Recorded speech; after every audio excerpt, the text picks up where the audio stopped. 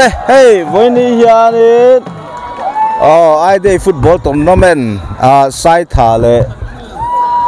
JFC in khel na kan om meka opinion poll kan la don ya chan chu khodang hian ron om tam kan ring ve dewa chungte ni wang chuan với hian vote này lâu tam tak pon om do na he lami cameraman han tilang se ei tian kan kal phei mop do na chu ta chuan eng party nge dampabial minan kol tur hian tha in rin ti kha kan zo kwal tur ni don ni ti kha sila a thong me oi anon thleng zela rem kan man lui cho ta ma se video lang du lo tam takin om vetina camera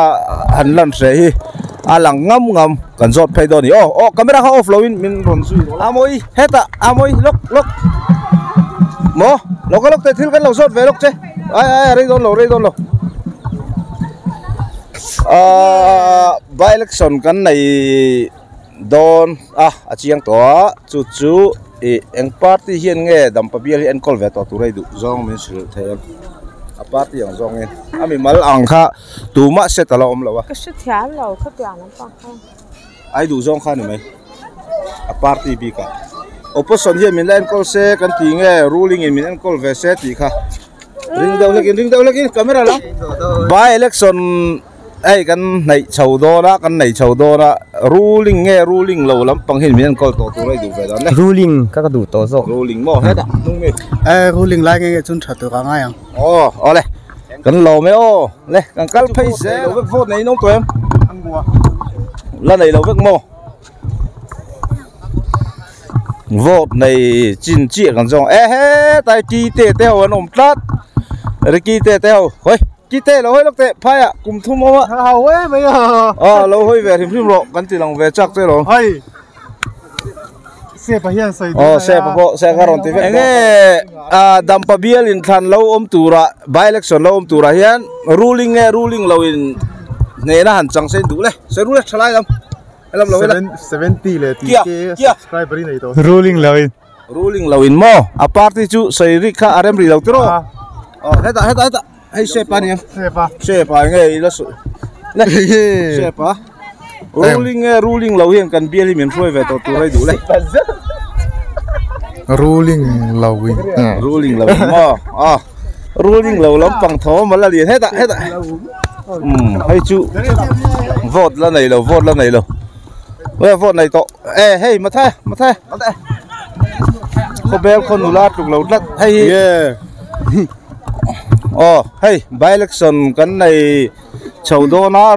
ruling lâu hiền in kan biel rồi về turai đủ cái thiếm về rồi là sẽ thiếm lâu mo kan đi đây sẽ bốn niang tro hắn niang lo ruling mo ruling lắm đủ đây chú vô tận này về tàu hoa cả thế hey kelen line en tui khop maya enge dampabial by election lâu turai hiền ruling lâu party hi an la tha cái ti le khi mà anh chunin thành em thành chatur em bốc số chuông lâu sarkar lai lâu hi thai rin sarkar lai po hi en non le chin chu ar tha ka ti khi mà anh chuan tan mo anh làm hi vote này to cái gì em về bây chú mùi hôi dur to luôn nè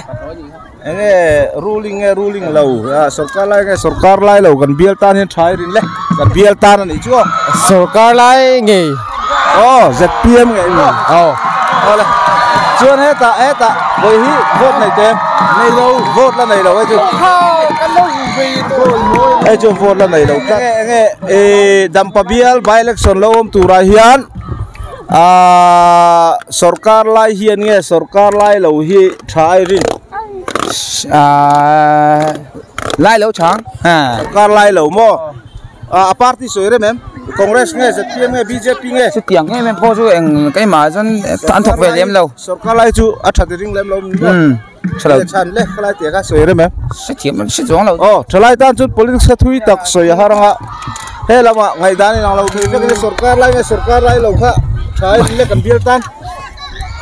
cá lai lâu nhang chân pas cá lai lâu nhang mà lê em ta chỉ phải hết là một trong ba phần mẹ là những sẽ chú cái chú lâu từ lắm rồi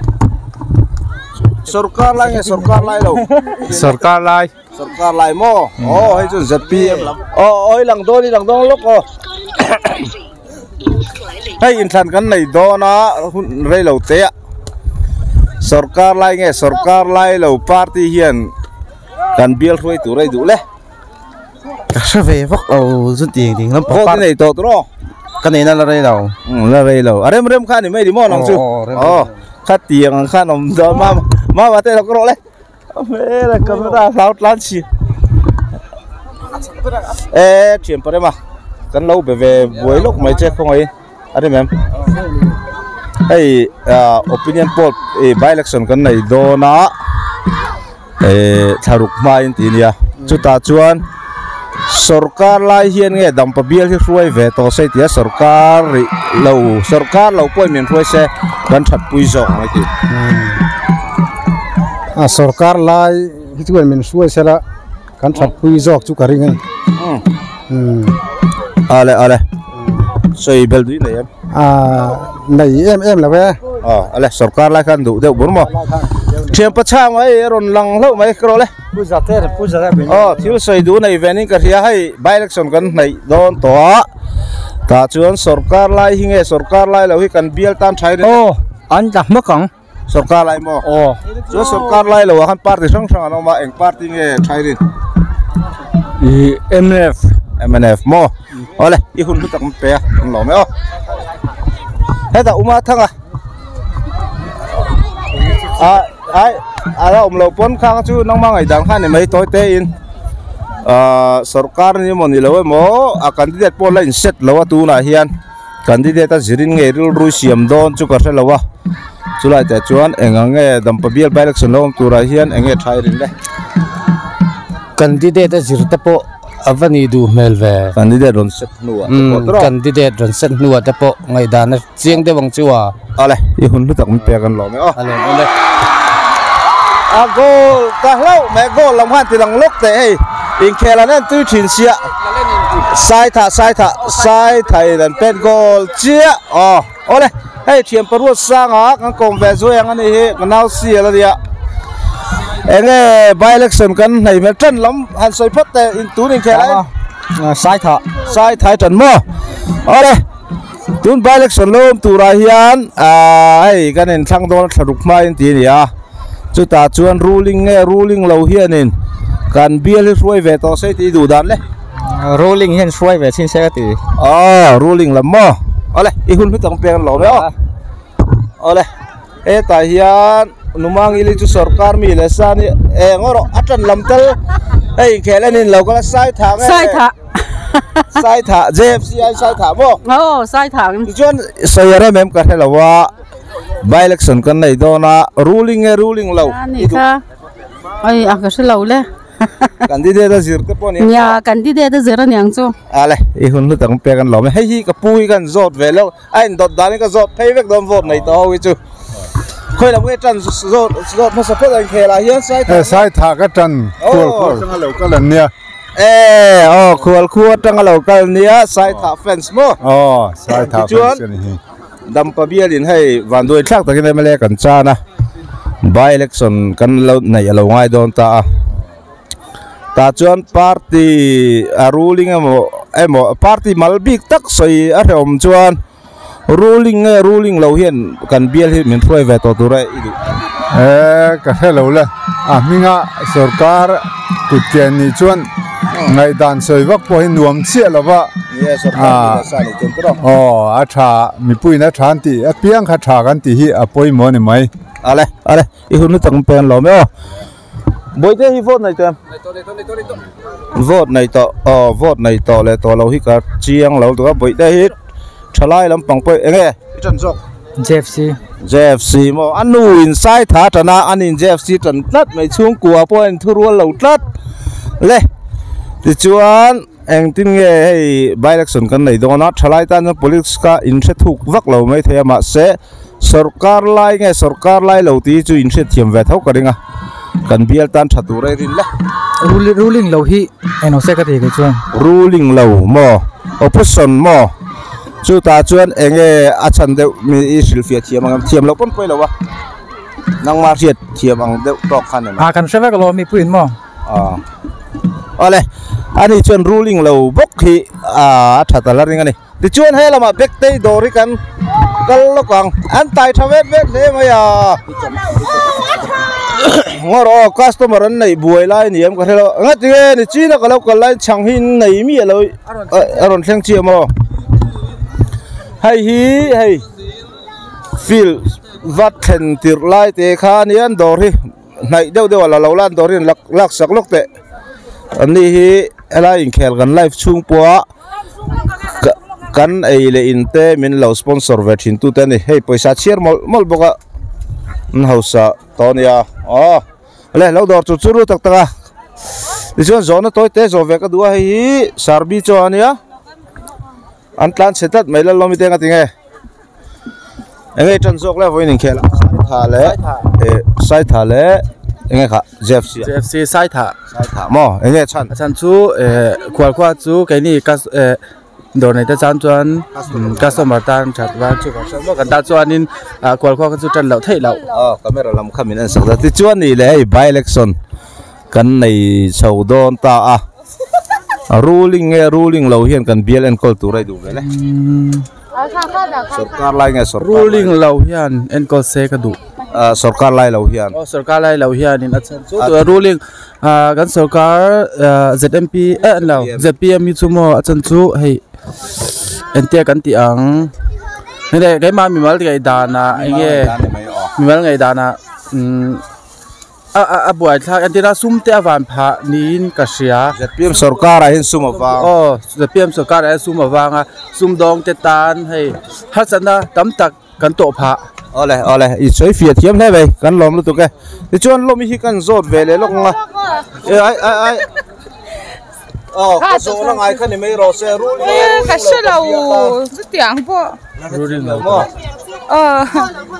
ruling lo kan tu ni ole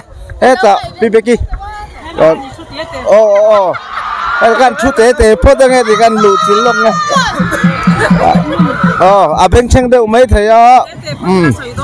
ole kan thut pui ve lok nga soi thui tum he le mai voi ni ai ngai tran jok le sai tha le JFC hian sai tha hi tran tak mai ka ni achan kha imo sal pha thai kanin ba ka min du sai dor te kan siawa dor lwa man te hi atau ve sia chu takara mun la taka tangin an ron kala ti hiani min ron pan chut chin maya bik takin than zuala hi sai tha than zuala wa hi tran lau thei lo ani chu tu na po chak ni turin du sakna ka hla ni an chak lau chuan ka ri ru dang dang ole ti chuan ni le tu na karon kom chan te pakhat chu by election kan nei chaudona chu ta chuan ZPM tia party mal kha chu soila rem lo ala har be thaya ruling lo ti jong hin anin zot taila enge kan BLN call tura idu bele ni he mi lampang zong a hianin ngai tuana sen tampo ngai view in ka siami maltin hianin a chan chu a party nga zong pon MNF chu kan nge maya a mai ro chu party ya kan buai lu tu ka wang te hian kan ram mangai tu le bial mangai tu te kan siat lo pha china chu wang chuan party a the mitin te buai lo vila mi tha hi tu nge nianga ti te kan ri ru hian kan ngai tu anga ya kan chung kwa re ngotina kan hlok pui na tur te ngai tu alavin khotlang in kan hlok na tur te a mai ro chu tun ZPM sarkar a hi chon soi ve du mai mai a chu ka soi ve du mai chu sum mi atlem tu ka sum leng ba hi awang lu tu ka asioma ni mi puitan po hian dor kai te tan po tu te tan po hena boy thla ka ni chu wang kan bia la hi chuanin a candidate zir te po ni sela ka soi to kha MNF kania kai chu kha mi ka du ale candidate zir pon ru kha thak ve thei ti na ni mo dik che rak bial mitan mi thatak an ron ni chuanin nge kan support lawang khatiang kha ani mai ka kai ma mal ngai dana chuan mo ale I hun nu tak min pe kan lo me kan lo me kai po kan lo ni sir hai tan ta sai tha fence kan ya sai tha lam tan tu kan vatam ve phai le ku nia in khele te son fela mangai deu ni mo nia mangai deu ti chuan kan zona chu ruling lo ti kha a candidate zirte point la ti thaya ingai dan ani chu nia candidate zira ni mayang chu ruling lo kha lo chuang lo à ale kan lo me hey athil siami an lokang khoi an tilang lokte hey hi alu papor te siama hey mix te lassi te lo dor ve don hey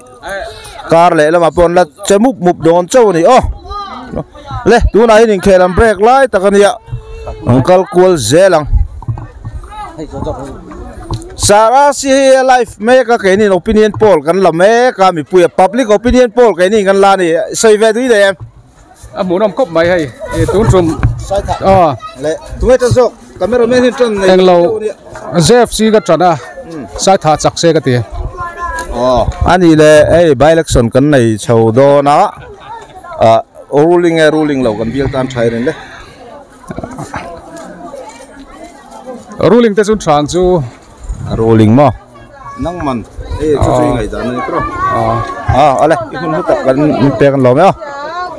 chuan hei he tai zai thiam kanan veng zai thiam lar moya kan lo nei le ta ani hi purin tluang a rei tak lo zui ve to ania ai dan ka zot ve shim dua venia tungai tan zo sai thả mo za tinge sai tha khan khung te tu mo tu na lein ro ni mo lên rồi ti chuan ani le enge hei by election kan nei chau tura hian ruling hian min hroi ve to sei ti nge nianga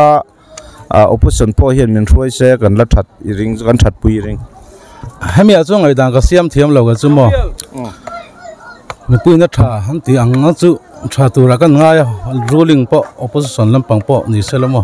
ngai dang ka sai thiam lo hemi a chuan mal ngai dang ka chu tra candidate zirte pola ni nga tra tu na candidate set ala ni lo boka ya lo set selamo tha tang tura nga yang tu te po hi mo kam bial tan ala i hun lu tak mi pe kan lo me la tha zu la so soi du nei karing lo local ve ta se hi kan linesman thina ni hei voinia public opinion poll kan la apa hi sarkar mi la sa ne ma se pulal do mangai pona soya sarkar mi la sa po au chuangam khop sarkar an don ti an soi wangin poi lo turangai la tun by election lo tura hian kan bial tan hin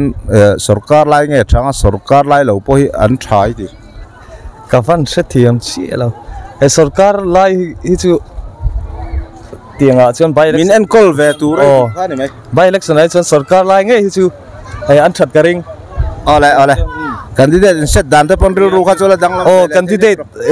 candidate an lo om lo ta tu na candidate an lo om atang khan an mi mal ang te po khan ke chu ka ngai dan chuan in a sarkar lai kha chu thatho ma se am mi mal la zir a thatu ra kha khatiang kha ka en deu zo mo mi mal lang deu khan inang ro wa khan ma se sarkar lai inang ro wa chuan sarkar lai chu an tha ka ti ole I hun lu tak mi pe kan lo me he tai ngang calcul zel do voi da khoi lam ngai tron le hei sai tha le JFC pu hi kan veng de JFC mo JFC tana ani le ei zo na kan ron nei chan chu mo by election kan nei don na ya chu ta chuan sarkar lai lo hi kan bial roi tu rai du cái số còn lại cái đủ đàn chú nemo mà sẽ khác chừng mất hết xuống đâu sarkar lai hi a du deu zo ka ni mele dang te sarkar lai nge lai lo chang pek mo voinia hian tu ngai tan zok le sai tha nge sai thai ka tan ma zok mai nge chan khuala tang ron kal ten nia an tan om zok ru zau le mai ti chuan in hei opinion poll kan la by election kan nei chho do na chu ta chuan sarkar lai hian kan bial hroi ve to sei du nge opposition hian min la hroi sei ti siat thiam har khop maya sarkar lai ruling na chu engeng mo hian changkai na chin hi oma chu wang chon keima ngai dan sim sima chuan ruling lai hian min hroi ve ta sela chả lâu mua lại ớt, cái tìm mấy mấy. Cả lòm lúc tụi cái hun lúc tụi cái bọc cả lòm ấy.